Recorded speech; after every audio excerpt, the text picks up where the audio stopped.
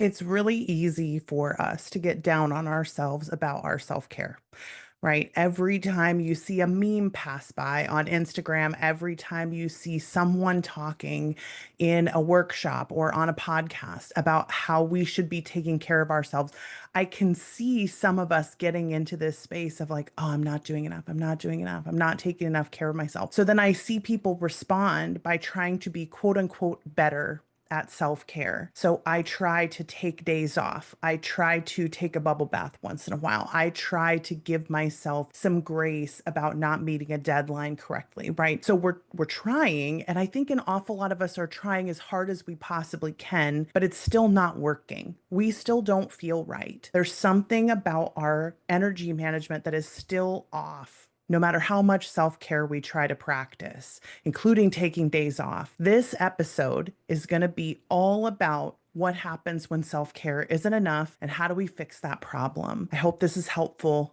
Let's jump into it.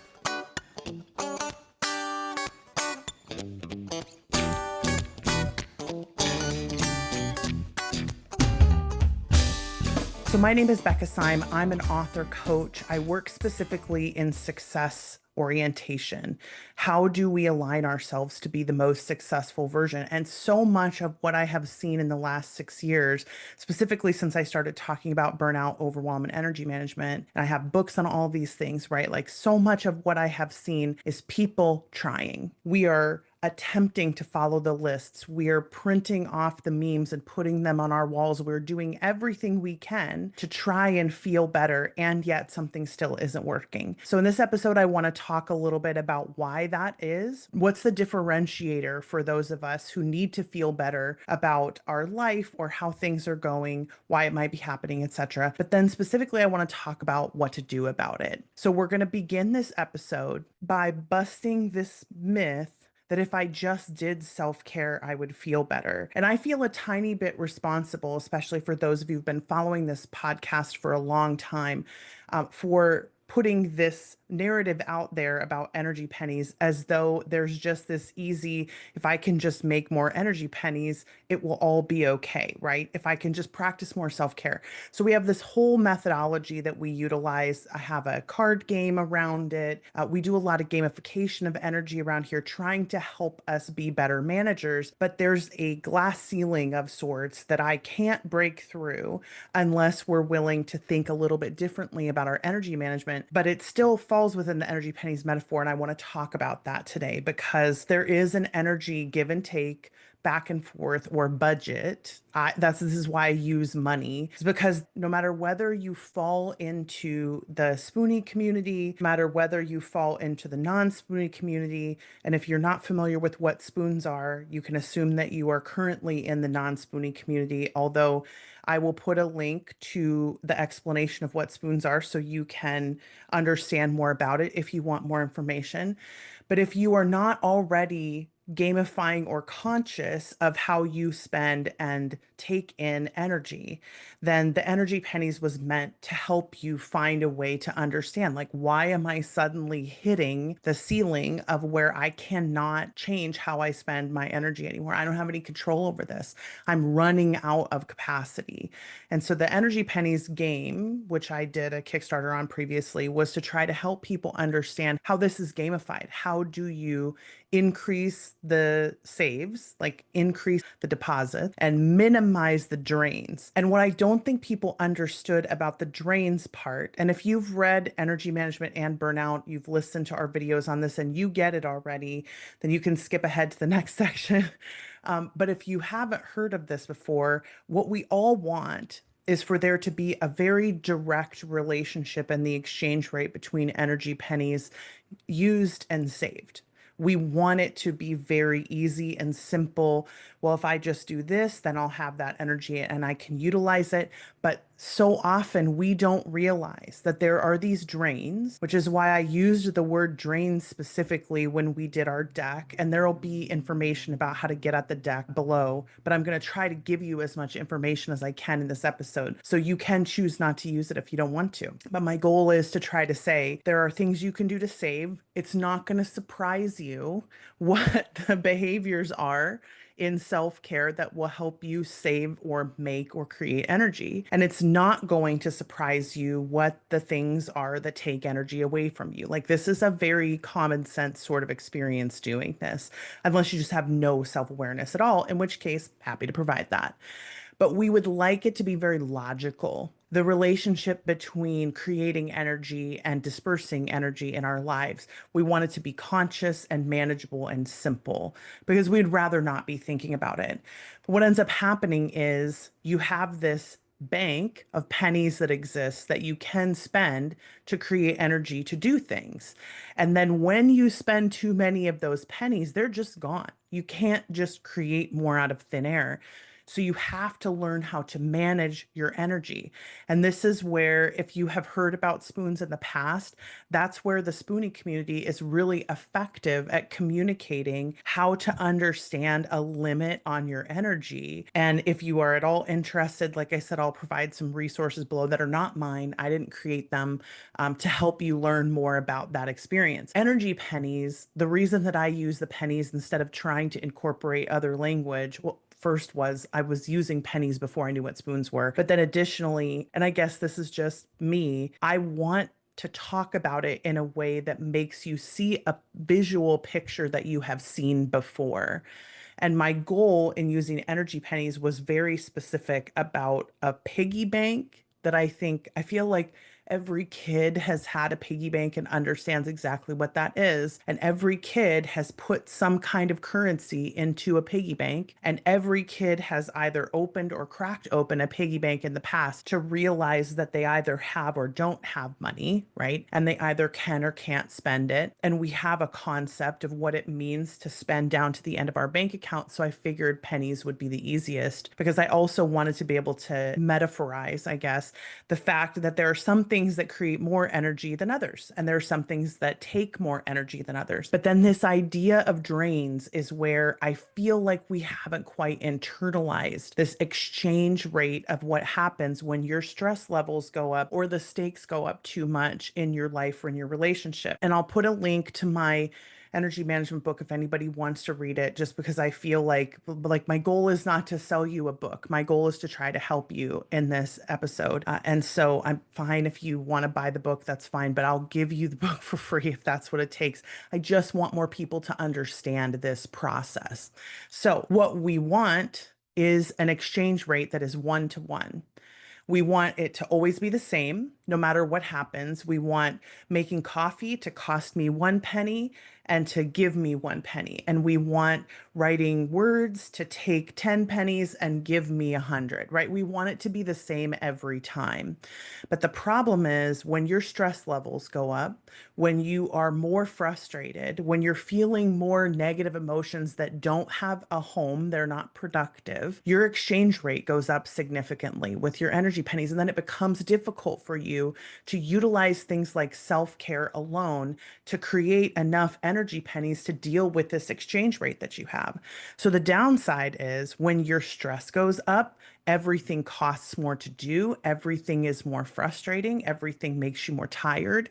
And then you're looking to self-care, the bubble bath, the movie, the sex, the cookie, whatever it is, to try to give you as much energy as your life has taken away from you. And the problem is for most of us, when the stakes go up, when the stress goes up, it is irrational how much it costs us to do things that seem very easy to do. Like, why does it cost so much, so many pennies for me to open the manuscript? It never did this before. And I hear this all the time with people who come into me for coaching about writing. Like, well, but it's never done this before. I don't understand why suddenly, etc. And I'm like, wait, tell me what's going on in your life, or gestures around at the world, what's going on in the world, etc. It is not a surprise that it is taking you more energy because your stress levels have gone up.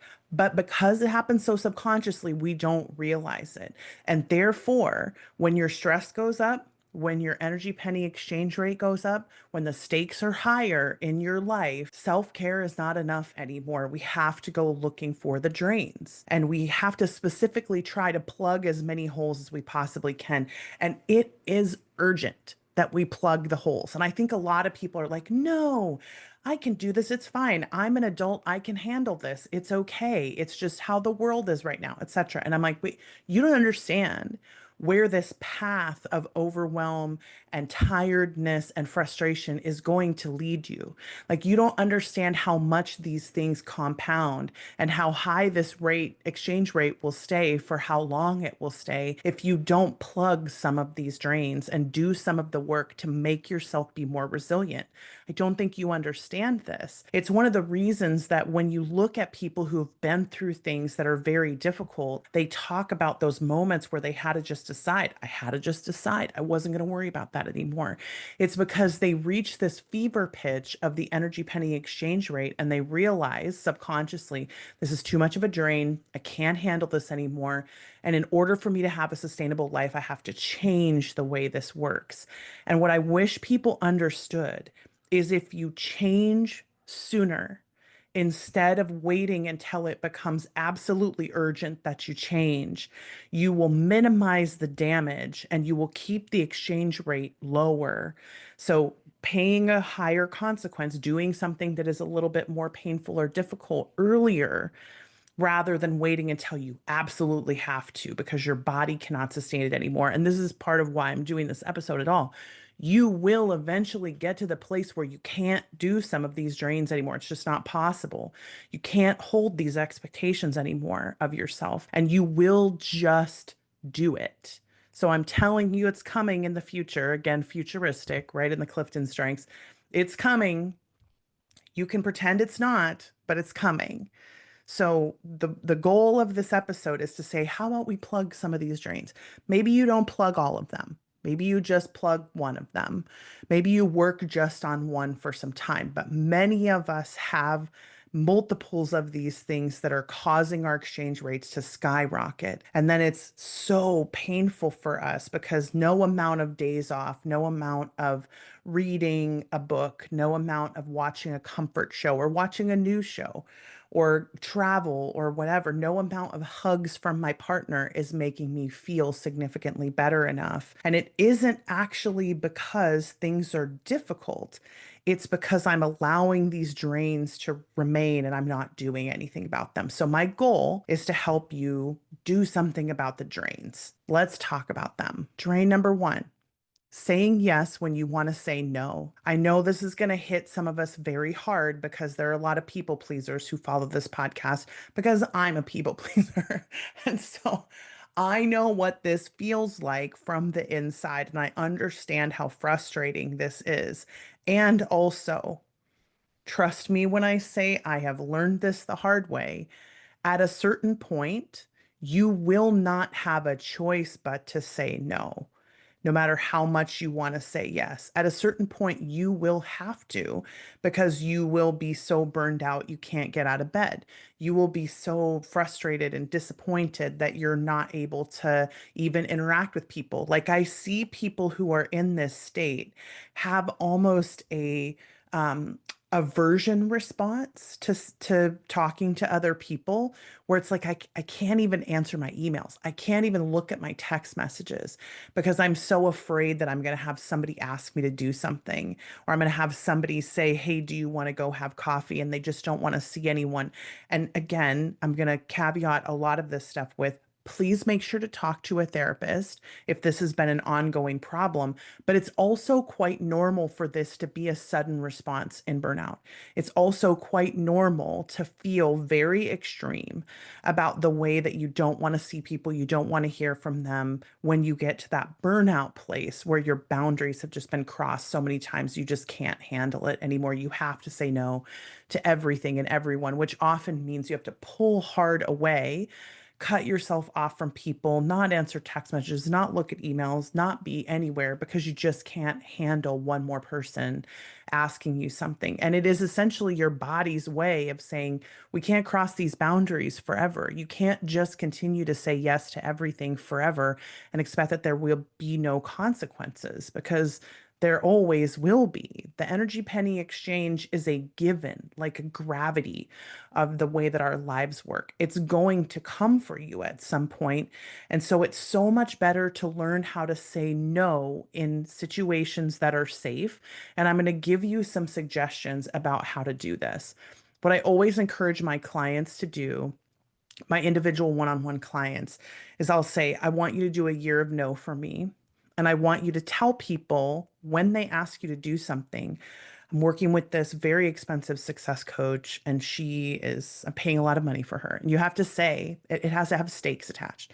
Paying a lot of money for this. A lot of money to you might be relative. You might have bought a book from me and that's $10 or whatever. And now you've paid me money. And so you can say this to someone like, I'm paying her money. I need to get the most out of this experience of paying her. Right. So there has to be some kind of stake attached for them. And then there has to be an open-ended affirmation of the relationship. I really am excited about the work that you're doing. I think it's super cool. This is very fun, but I have to say no. She required me to say no for a whole year. And you don't have to tell them anything else. And technically, you don't owe them a response to this. But what I don't think people understand when they say no is a complete answer and you're just allowed to say no is they don't understand that unless I meet certain criteria psychologically, I will say no and then not be able to hold it. But if you meet certain criteria where you're doing things like I'm affirming the relationship, I'm affirming their idea, I'm telling them that I think it's cool, you're still maintaining a likableness for yourself. You're still maintaining safety, but you're also saying, I made a commitment. If you care about me, you'll help me keep this commitment. That's the goal, right? Like you want to affirm that you have a right to say no to things. So I tell them to say that and then to say, talk to me in a year. So you leave the end open so the person can contact you again, and you don't want to miss out on future opportunities if you decide that this is important. And this is the other important part. You can always come back and say yes later. You can always come back 24 hours later and say, you know what, I thought about it. I'd really like to be in that anthology. I'd really like to be on that podcast, or I'd love to be at that workshop. But the problem that happens when you say yes to everything, and this has happened to me very recently, it happened to me last week, is that when your body tells you you can't say yes anymore, it says no for you. And I was slated to speak at a conference and be at another conference. And it was absolutely a zero opportunity for me to do that because my body said no. And I got so sick. And again, this is the at some point we won't have a choice. It's better for us to learn how to have these things. And so I'm going to say this about this first drain just as succinctly as I can. It will not feel super comfortable at first. And that is a sign that you should still do it anyway. The fact that it doesn't feel super comfortable is not a sign that you shouldn't be doing it. It's a sign that you don't have a lot of skills here yet and you need to practice the skills. So find some support if you need help. Recognize that it's going to feel uncomfortable the first times that you do it, and then do regulation work to help regulate your physical body and remind yourself there's no reason to feel unsafe. I am actually very safe in this space. It's okay for me to say no. I can't not pay consequences though. This is why I want us to think about doing it early is I have a couple of conferences who may not want me to speak anymore. And I have a conference from this spring that may never ask me to speak again because I had a similar experience in April. And it's so profoundly embarrassing to have that happen. And it's frustrating to me to have that happen because I love speaking at conferences. But when I say yes too much, my body will eventually say no for me. And we don't realize how much saying yes when we should say no, when our body wants us to say no, we don't realize what the cost will eventually be. And with all of these things that I say yes to in speaking, I want to say yes in the moment because I'm excited. I love when conferences happen. I love writers and I love being around them.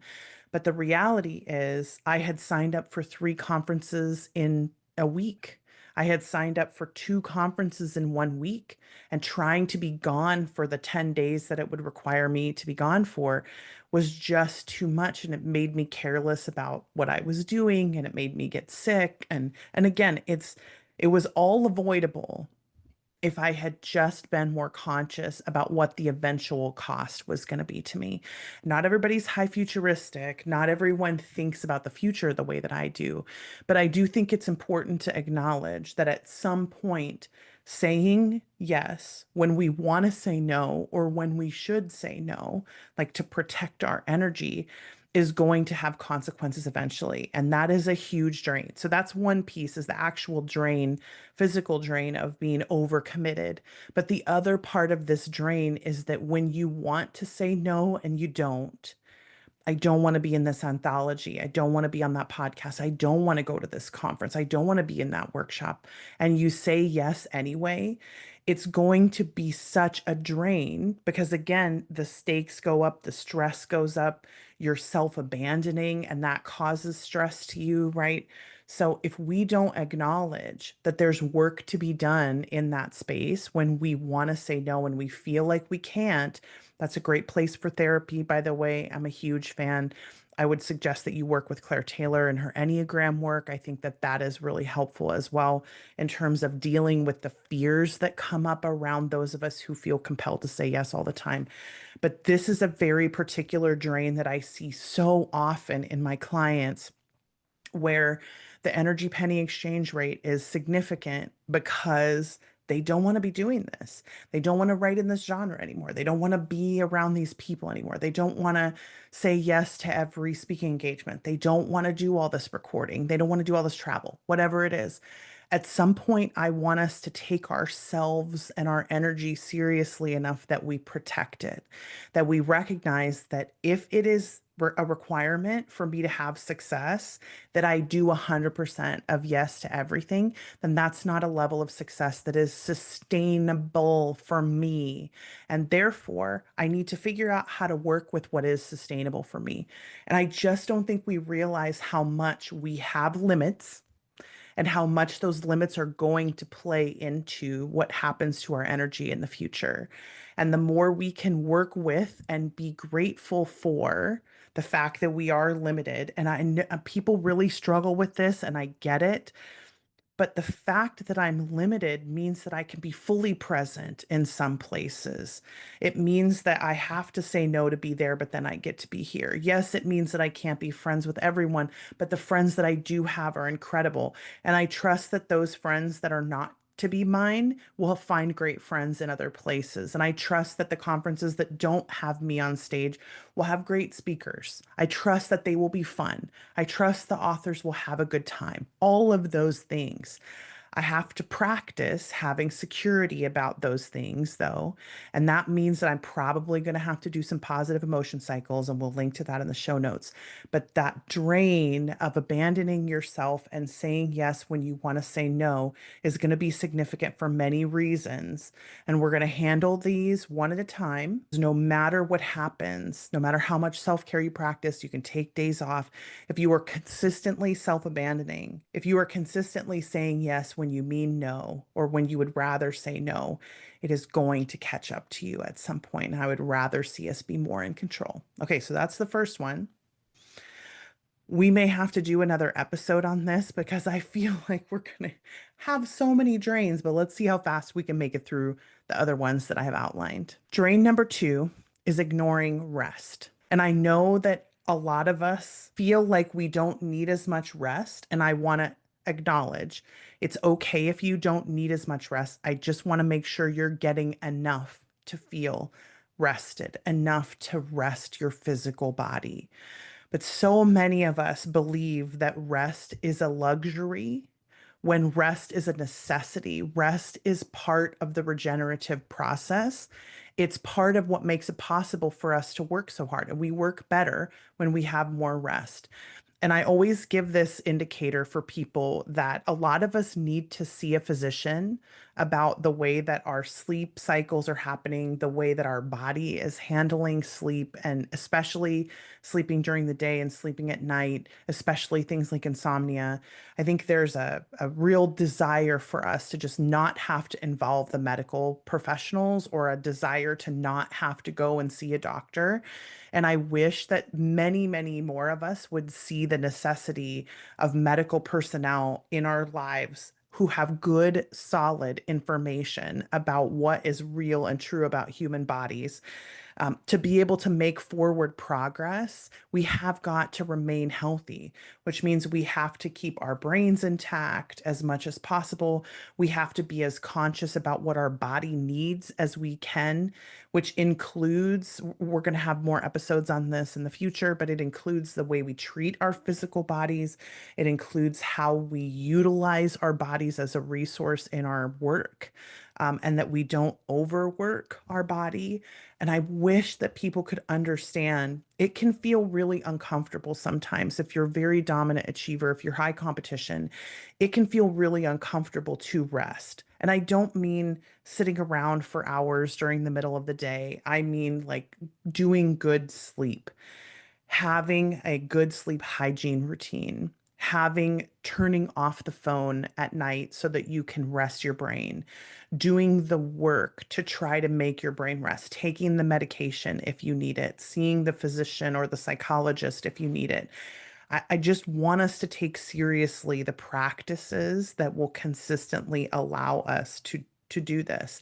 Because when people suffer from this drain, they'll listen to every other self-care thought possible, drink green tea, eat good food, do everything, but they will not rest. So people who have this strain are very specifically overworking their physical bodies and have a lack of understanding, I think, about the way that stamina impacts us, especially as we age. And the science about not sleeping and not resting is so significant. I want us to take encouragement to rest very seriously if we can. Drain number 3 is media overload. And this is what I was discussing earlier when I said a lot of us are like, hey, this is just the way the world is now. I have to be on social media in order to do my author career. To which I would say, do you? Do you really? Can you pay someone else to do it for you who's not as invested in your business as you are? Can you have help? Can you decide you're going to be a social media light business? Can you wait until 5 o'clock at night to be on social media? Can you limit how often you check? I think so many of us don't realize how much fear is driving us. And I know some of you are going to push back on this because you're like, well, yeah, I'm right to be afraid. And I'm like, yes, absolutely. We are right in a meta sense, right? Like in a big picture sense. But it is not necessary for us to be so hyper vigilant as we are. There's a level of vigilance that we could fall to that is significantly less than where we're at. And we don't realize that what's driving us to be so vigilant is not actually responsibility, logic, or intelligence. It's fear. It's just straight up fear.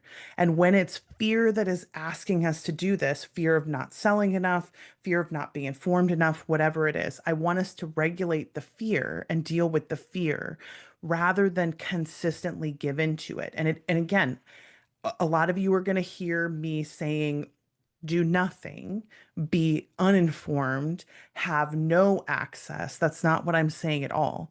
What I'm saying is let's use it in the way we would if we weren't afraid of what will happen if we don't. And that means we have to regulate the fear of not using it. What happens if I'm not there all day? What happens if, because again, for so many of us, our sales are down. We're worried about not being able to maintain our full-time careers or not having a full-time career ahead of us. We're worried about things that are going to be out of our control on some level. And if we don't deal with that fear, and I mean therapy, and again, this is why I suggest people like Sarah Baldwin and Claire Taylor to try to help us feel like there's something we can do about the feeling, because the feeling and the reality are two totally different things. I can feel like I'm not going to have an author career. I can feel like it's all going to be taken away from me, and it can be not true. The fear can primarily be because I am listening to people that are making me feel afraid, and not because it's actually going to happen.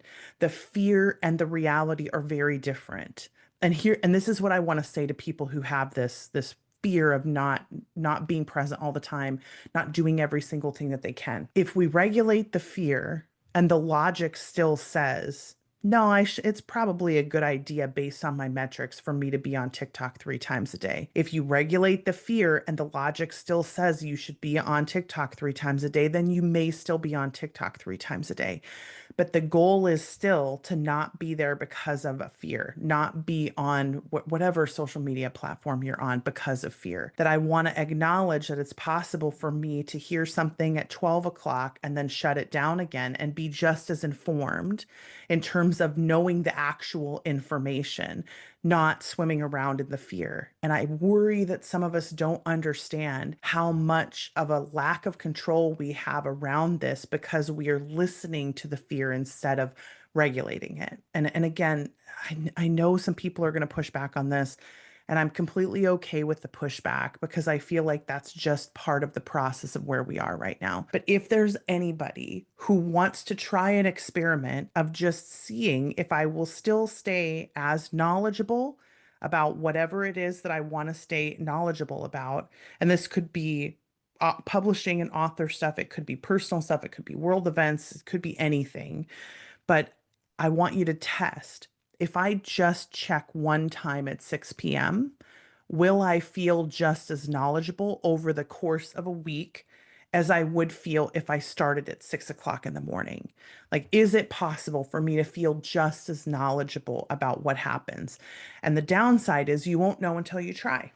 So I want us to at least attempt an experiment for those of us who are having overload and don't realize it, or we don't realize what the effects of the overload are. You may have overwhelm only because you have this drain of what a plethora of information, none of which you are doing anything about in the actual moment. And again, I'm not saying you're not still taking action on some of it at some point. What I'm saying is, in the moment that you hear about it, you're not doing anything to discharge the emotion. You're being dysregulated and it's not regulating again. And that's why I'm so like consistent in my verbiage about social media use, is specifically because we are not getting through the emotion cycles the way that we should be. We are getting caught in these first 2 steps of the emotion cycle. We're getting caught between anger, fear, repeat, anger, fear, repeat, anger, fear. Some of us are just caught in fear, no anger. Some of us are just caught in anger, no fear.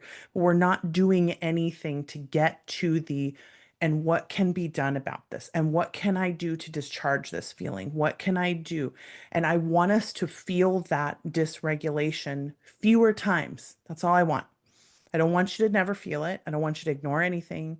I don't want you to be unpresent if you feel like you have to be there to be vigilant. I'm okay with that. I just want it to be less than it is. That's all I want. Because again, from a futuristic perspective, I don't think we realize how much this level of dysregulation wears on us over time. We look backwards and we're like, why do I feel so much more tired? Why am I so much more irritable? Why is it harder for me to say no to things? Why is it harder for me? Why is this why? And I'm like, here, this is why. This is the answer. It's not the events themselves that are causing it. It's how we are consuming the events. It's how I am worrying about sales going down. It's how I am worrying about AI. It's how I am worrying about these things. It isn't the events themselves. And I just, there isn't enough emotion for me to be able to convey this to people because the problem is you can only mass dysregulate people. You can't mass regulate them. And so I recognize that every time I say something that regulates a few people, it dysregulates somebody else. And I'm constantly thinking about that because it's always my goal when I do coaching with somebody to be like, okay, let's get through that emotion cycle so we can figure out what to do about this. Like, okay, I want us to feel the anger, the fear, the sadness, the guilt, if it's mine to feel guilty about something. I want us to get to the place where we can enter the positive emotion cycle again because we've learned, like, what can I do about this? Okay, great. That's what I can do today. And sometimes what I want us to do is to say, oh, what I can do today to not feel like this anymore is to not get back on social media, to not open my inbox again, to not look at my newsletters, to not look at the internet, to do something else other than those things, because sometimes that is actually the answer. And the drain is so significant, we are just not seeing it. And again, I am not encouraging us to not pay attention at all. I just want less because the drain is so significant. It's going to have such an impact down the road to the point where, and I'm just going to deal just with the publishing stuff for a second, because this is where, on a coaching basis, that I see this happen the most often. I see people coming to me who are so worried that AI is going to take their jobs and AI is going to take their work. And they're worried about it in a way that it is causing them to not do the work that is currently in front of them to be done.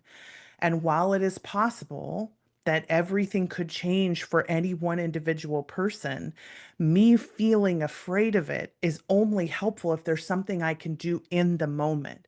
So what I'm not saying is don't worry about it. It's going to be fine. Stop worrying, stop worrying. Because if you are worried, there's a seed there of an emotion that you need to deal with and then reconcile. But my hope for us is that we can reconcile it and get to a point of, okay, what can I do about it? Because if there are big picture things I can't change, like if there's stuff in the larger world that I can't change and I can't predict and I don't know, then on some level, it is not worth me spending consistent amounts of time thinking about it. It's worth me trying to shut down those thoughts so that I can be fully present to what I do have currently and be excited about what I'm writing currently. And then if something changes at some point in the future and I couldn't have changed, predicted, etc., then I want to try to be as stress-free as possible because I want to save my stress for times when I will need it. If there is something that could be done, and this is why I think we need to focus more on staying in a regulated state, it's not to say, don't worry about it, don't worry about it, because I think that automatically makes some of us feel more vigilant. It's to say, if in any one day there comes a point when I can do something about it, then I want to ask myself, what can be done? Great. Okay, let's do that thing. And if I can't do anything about it, then I want to continue to do the thing that I'm doing and be as present as I can to that thing. And some of you are like, oh, yeah, no, of course, Becca, of course I'm doing that. And I'm like, yes, but there's a significant portion of us who are not and who are going to the internet looking for regulation because we get afraid of something. And instead of doing the regulation ourselves, we look at places that we're more likely to be dysregulated and we're more likely to not relieve the stress. That's more likely to cause more stress. And again, I want us to evaluate the sources that make us feel better, the sources that regulate us more, so that we can stay more presently connected to what's happening, not for the least of which is because that's where all the work is to be done. The work is not in the future, the work is in the present. So if there are people who need me in the moment, if there's someone who needs my consolation, if there's someone who needs my help, all of that stuff happens in the moment. And the more I am engaged in what happens if this doesn't, what happens if that, then less present I am with the work that needs to be done in the moment, or the thing that there is to feel in the moment. And the more likely it is that down the road that I'm going to get dysregulated because the drains are significant, and the unconscious drains and subconscious drains sometimes are so much more significant than we realize. And I want us to have more peace So again, I'm going to suggest the positive emotion cycles because even if you are feeling at peace, you can still have a logical decision about something that can be done about something that's dangerous. Because, and I use the spider example a lot, so I'm just going to use the spider example. For those of you who are extremely terrified of spiders, this will sound very weird to you because, and I've been there in the past, but there's a big difference between that's a spider. I know that it's not dangerous. I've seen this kind of spider before. It acts in this way. It's fine for me to leave it, or it's fine to let my boyfriend take it outside humanely and release it into the wild. Like, there's a difference between that feeling where I know what this looks like, I understand this, there could be a danger there. Should I do something about it or not? Like, that is being in my like my logic brain about it. And again, for those of you who have arachnophobia and things like that, this is accepting this, but I'm talking about myself in this moment. If I see a spider in my house and it looks dangerous or it looks like something that I've not encountered before, I'm more likely to be afraid of it. And then in that moment, it is worth being afraid of it and reacting in whatever way I need to react. But in the moment where it's actually something that I know is not immediately dangerous to me in this exact moment, I don't need to react with that extreme feeling. I can, and again, accepting the arachnophobia people, but I can still make a choice to take it out of my house or let Roland take it out of my house because he's the kind of person who is like, let's release the spiders into the world. And I'm typically would have been the kind of person who's like, I'm going to hit it with a shoe, which I know is not helpful, but I was so scared of everything until I started learning more about how to tell the difference between things and whatever. Anyway, so the more I can stay regulated in that moment, and then the less of a drain it is on my energy. So I'm not saying we won't still do something about it. I'm not saying we won't still potentially, to put it in publishing terms, if every single dip in sales makes me wonder if I should open a direct store or do translations or, and you can hear me getting more and more stressed about it. The stakes are going up, the energy penny exchange rate is going up. You can hear me getting more stressed. Then all of a sudden it changes from being what I would consider to realistically be uh, a logical decision to I've got to do something right now. Like that feeling is just so important to regulate when we feel that feeling. When we feel like that feeling, I want us to regulate that feeling. And I know this is going to be frustrating for some of us because what we want to hear is how do I keep spiders out of my house forever and all time? And how do I never ever have to deal with this? And I'm like, well, that's a fantasy world that sounds like Inception that you could potentially live in if you're an inceptor, or if you're going to live in a fantasy world. And also, because I live in a very cold place and we still have spiders here. So, also, I want us to be able to have the tools to stay regulated, even when we get stressed out about something, that we have a tool to remind ourselves, like, oh, let's come back to the center. Let's come back to where we know we can find peace, right? Yeah. Anyway, I'm going to stop because I feel like I just go on about this all the time. And I know a lot of people don't want to hear me talk about it. So here's what I'm going to suggest that's more of a practical and a tactical thing. If you have in the past been unstressed or you have de-stressed yourself with particular behaviors because you know that it always makes you feel better to do this set of things.